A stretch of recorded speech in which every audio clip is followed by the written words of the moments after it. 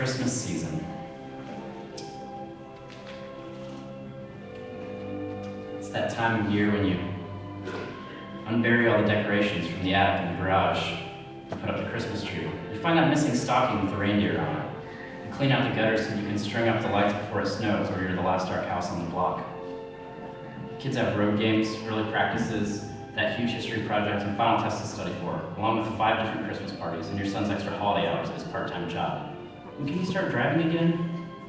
Don't forget to write down the dates and times for performances and the rehearsals of the programs at church, at school, and at the senior center where they want you to come dressed up as an elf. In tights. Then there's the shopping. Your son wants a new gaming system that can read his mind. Your daughter wants a doll that you're gonna have to make payments on. Your sister's emailed you 3 times asking what you want for Christmas, and why you haven't just gotten an Amazon wish list set up already. Your spouse thinks maybe the two of you should just get each other a new furnace for Christmas, or maybe just donate all the gift money to orphans in Cambodia. And then there's the Secret Santa thing at work. What's a white elephant gift again, anyway?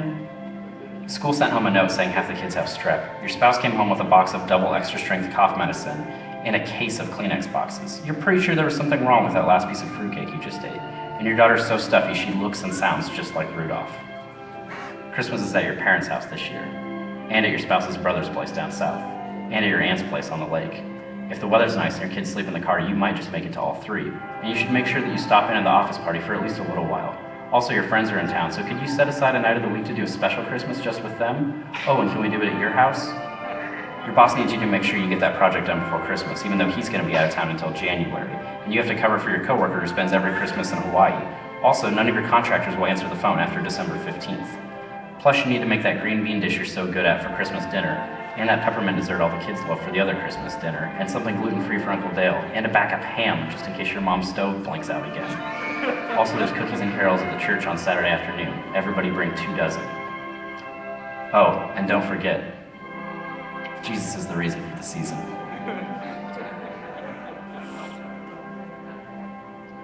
Merry Christmas.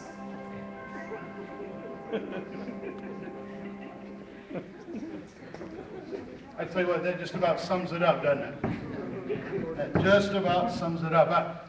I was thinking about all of the noise of what he was talking about, and I was imagining each thing that was involved in his Christmas stuff that he was talking about, imagining them as a noise and how loud it would gradually get and build and build and build and build, and how loud our Christmas season becomes. It gets so loud, doesn't it? It just gets so full of all of these things, and before long we can't hear Christmas. Winter of 1995, I had a unique chance to not have Christmas with my family. It was the very first Christmas of my life that wasn't spent with my parents in my parents' home, waking up with at least one gift from Santa. I was going to go on a mission trip. I was going to head to Cuba. I wanted to watch and see how the people did Christmas time, and I was going to go and just spend some time with some friends that I had developed in Cuba. And I remember going and how different Christmas looked in Cuba compared to how Christmas looks here. You guys know what your houses look like at Christmas season. And for each one of you, it's right for your family. Some families are more demure with their Christmas stuff, and they just have little red ribbons on the trees, and they're perfectly spaced apart, and just a few meaningful ornaments. Or some people are like our family, and we just take every ornament we've ever gotten for all time, including when we were children, and we hang them on our Christmas tree. And every light we've ever received, every set of lights we've ever received, finds its way to the outside part of our lawn. I think you might be, you know that movie with Matthew Broderick where you could actually see the house from the satellite? That's our house sometimes, it feels like. I'm just kidding, sort of. We each have our own way of doing Christmas, but when I was in Cuba, that was about 16 years ago, there were no lights. There was no Christmas tree in any of the houses that I went to visit. There was no wrapping paper, nor were there gifts to be given. It was truly a Christmas stripped of all of the symbols that we have, that we associate as kind of the Christmas necessities. But I was invited on Christmas Eve, instead of going to the Christmas Eve service at my church where my dad was the pastor, I was invited to the Christmas Eve service at this small church that was there in San Jose de las Lajas. It was built out of a garage, and the lady who let the church meet there hated the fact that the church was there, but she had offered the space to them. And so she would come in the middle of the worship service and yell at them about how loud they were. Every time. And she would just yell at them, "You guys are so loud, can't you be quieter?" But the response of the people to the fact that it was Christmas Eve, and they were there to celebrate the birth of Jesus, Emmanuel, God with us, was so infectious that gradually, as the service wore on, people who were walking on the streets, that they would come and stand around, and at the end of the service, when I stood up and looked around, it wasn't just the 30 chairs that were in the garage that were filled. It wasn't just the chairs that were outside of the garage that were still on the sidewalk part of the street that were filled. It was almost the entire block was filled with people who were all singing and celebrating this coming of the Christ child, and they didn't have a gift to give. And I remember thinking on that Christmas, what is it about these people that lets them worship and celebrate this way? When Christmas doesn't feel like Christmas for me, unless I've seen at least 10 wrapped presents, one of which I already know because it was a very expensive electronic gift that I had already picked out. I wonder if it was the silence of all of that Christmas stuff that the guy was talking about in that video. I wonder if it was the noise, the cacophony of stuff that we're involved in Christmas that makes it so we can't hear the still, small voice of God making himself known in the form of this little, helpless child who to the outside world looked like an illegitimate child in a manger with the animals, with some shepherds who stink worshiping him.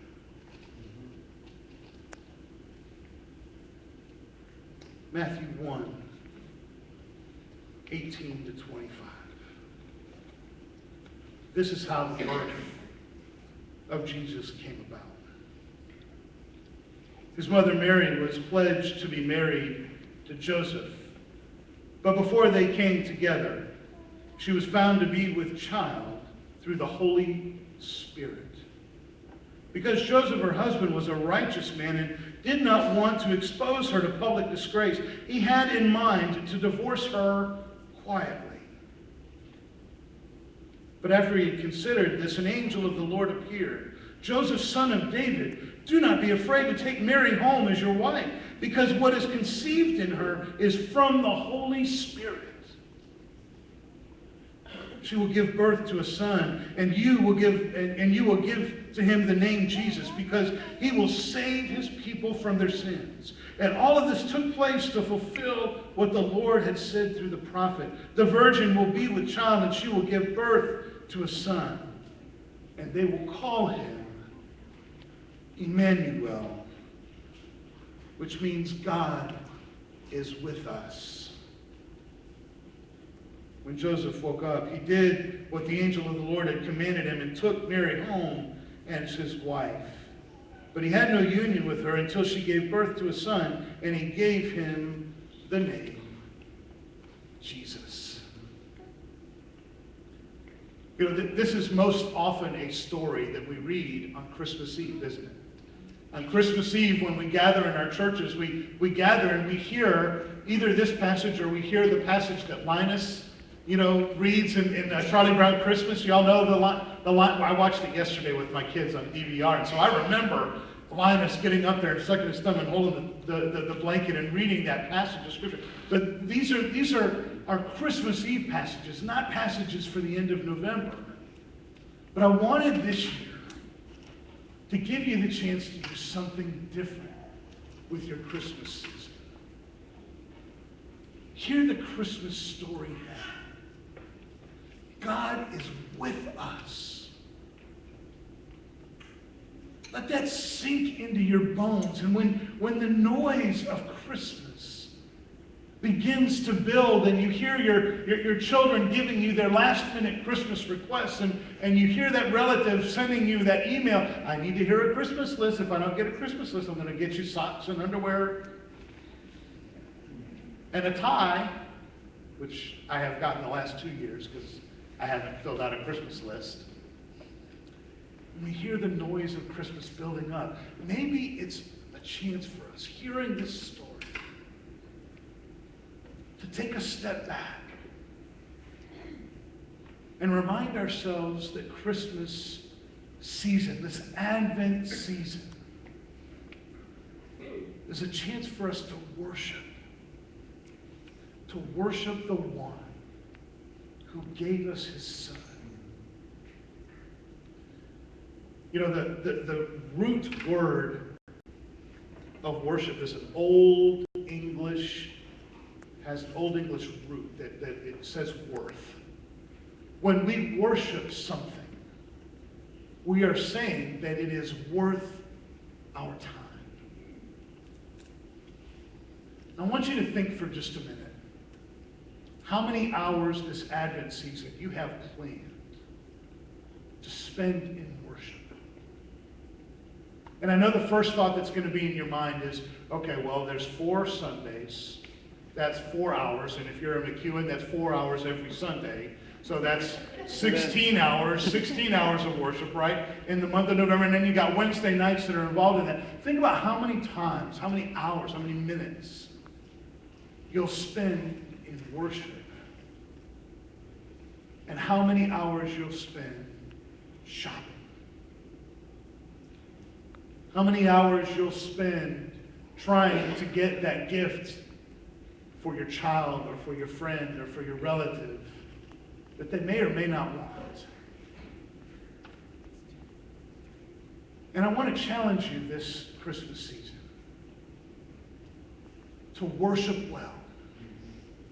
You know, Jesus once told us that we cannot have 2 masters. That we're either going to love the one and hate the other, or we're going to hate the one and love the other. That we can't serve God and mammon, or God and money, or God and whatever it is that's on our list. And during this Christmas season, one of the greatest temptations that we have is to get caught up in the gaudiness, to get caught up in keeping up with the Joneses, to get caught up in making sure that we get our own, instead of taking a step back and committing ourselves to worship well this Advent season. So you may be saying, well, how do I do that? How do I worship well? Well, I think it starts at the very beginning with worship. What we call worship, our Sunday morning time where we are able to be in worship. But what would it be like if we, before we even came to church on Sunday, I know you got kids and I know it's hard to do this, but what would it be like if on Sunday, before we came to worship, we committed ourselves to worshiping well in this place? What would it be like if we showed up and it wasn't about watching the performers up here on stage, but we thought of worship where God is the audience, and the words that we sing, the attention that we give, becomes an act of worship. We need to start with worshiping well in worship services. We also need to worship well in our private moments. Those moments where nobody else is watching what we're doing. The folks at Homestead have this great rule that they have, and it's one of the first rules. They only have 5 rules that they ask the kids to follow in Homestead. And one of those rules is this: choose to do the right thing, even when no one is watching. What if we chose this Christmas season to do the right thing, to take that moment out for God when no one is watching? Nobody's counting how much time you're spending on worship. Nobody's got a ledger out saying, oh, 20 minutes today, 40 minutes the next day. Oh, they're getting better. Do the right thing. Worship when no one else is watching. And the final way to worship well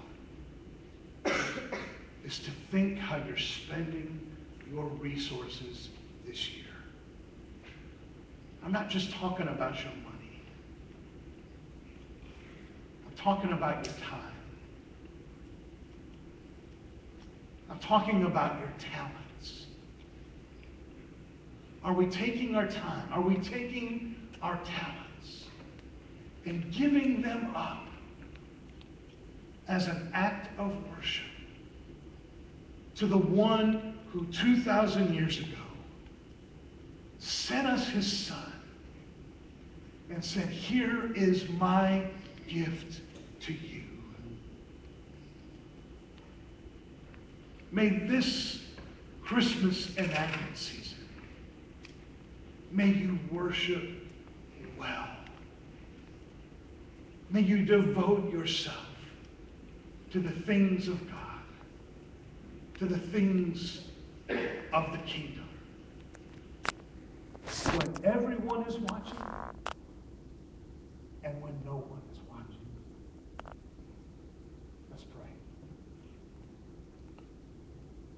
God, we just ask today that you would give us deep breaths in the craziness of this season, that you would give us moments of silence, silence that's not about volume, but silence that's devoted to you. May we be your people this year. May our Christmas spirit not be found on Christmas Eve, but may it be found right now in us. It's in the name of your Son that we pray. Amen. Amen.